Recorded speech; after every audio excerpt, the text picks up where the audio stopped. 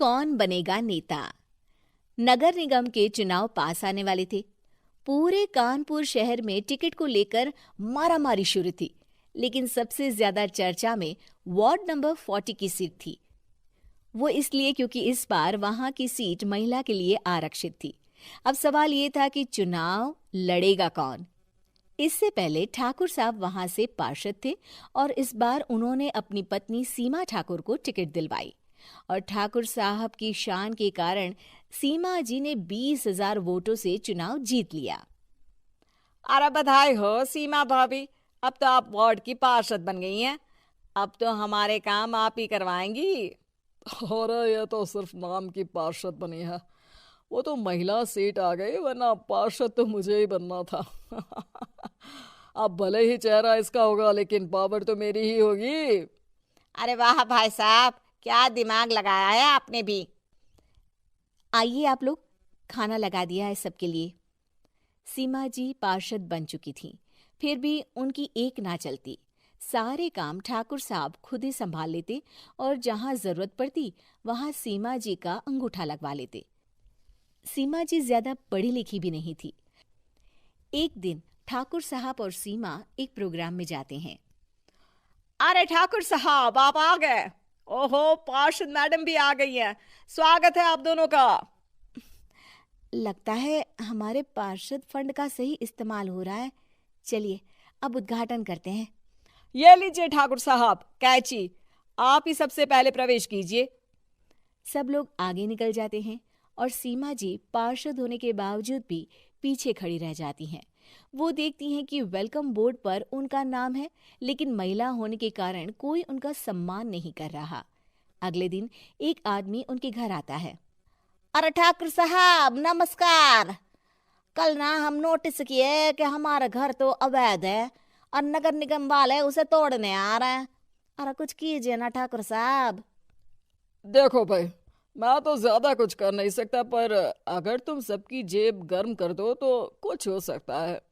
कुल मिलाकर 4 लाख लगेंगे। अरे 4 लाख ठाकुर साहब?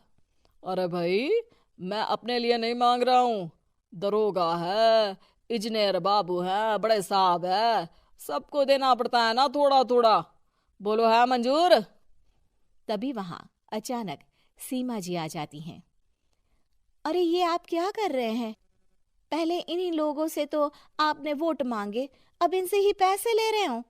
अरे चुप रहो तुम। तुम्हारा काम है सिर्फ अंगूठा लगाना, तुम वही किया करो। मुझे दूसरे काम तुम मत सिखाओ, समझी? और तुम ना जाओ, अब पैसे लेकर आओ, वरना जेसीबी किसी भी वक्त आती होगी। सब कुछ ऐसे ही चलते रहता है। एक दिन सीमा जी और ठाकुर साहब को एक लोकल मीटिंग में बुलाया जाता है। वहां पर कई और अधिकारी लोग भी मौजूद रहते हैं। अब मैं चाहूंगा कि ठाकुर साहब हमारे बीच 2 शब्द कहें। मेरे प्यारे भाइयों और बहनों, आज मेरा सौभाग्य है कि मैं आप सबकी सेवा दिन रात कर पा रहा हूँ। आपने मेरी पत्नी को भारी मतों से जिताया है, इसलिए मैं आप सभी का शुक्रगुजार हूँ। मैं आप सबसे वादा करता हूँ कि हमेशा की तरह हमारे वार्ड में किसी को कोई तकलीफ नहीं आने दूंगा। सभी लोग तालियां बजाने लगते हैं। अब मैं माननीय पार्षद मैडम को स्टेज पे बुलाना चाहूंगा। अपने नाम को बुलाया सुनकर सीमा जी एकदम चौंक जाती है। उन्हें बिल्कुल उम्मीद नहीं थी कि इतनी बड़ी जगह उन्हें मंच पर बुलाया जाएगा। जैसे तैसे वो मंच पर चढ़ती हैं। ऊपर जाते ही सीमा जी को सारी पुरानी बातें याद आ जाती हैं कि किस तरह उनके पति उन्हें कभी भी आगे बढ़ने नहीं देते और उनके नाम से गलत काम करते हैं। वो बोलने लगती हैं। मैं आपके वार्ड की पार्षद सीमा हूं। आप में से बहुत कम लोग ही मुझे जानते होंगे, क्योंकि इससे पहले मुझे कभी ऐसा मौका ही नहीं मिला। सारे मौके मेरे पार्षद पति यानी आपके ठाकुर साहब ही लेते रहे, लेकिन आज ये मौका मुझे मिला है तो मैं इसे ऐसे ही नहीं जाने दूंगी। मैं आपको ये बताना चाहती हूँ कि आपके ठाकुर साहब मेरे नाम की आड़ में गैर कानूनी काम करते हैं, जिस पर अंगूठों के निशान मेरे होते थे। इसीलिए मैं अपनी गलती मानती हूँ और आज अपने पद से इस्तीफा देती हूँ, ताकि आगे से कोई गलत काम ना हो पाए। अब फैसला आप सबके हाथ में है कि आप हमें क्या सजा देना चाहते हैं। सीमा जी की बातें सुनकर ठाकुर साहब के चेहरे का रंग उड़ जाता है और वो शर्म से मुंह नीचा करके वहां से चले जाते हैं और पद से इस्तीफा देकर ही सही सीमा जी अपने आप में आत्मविश्वास महसूस करती हैं।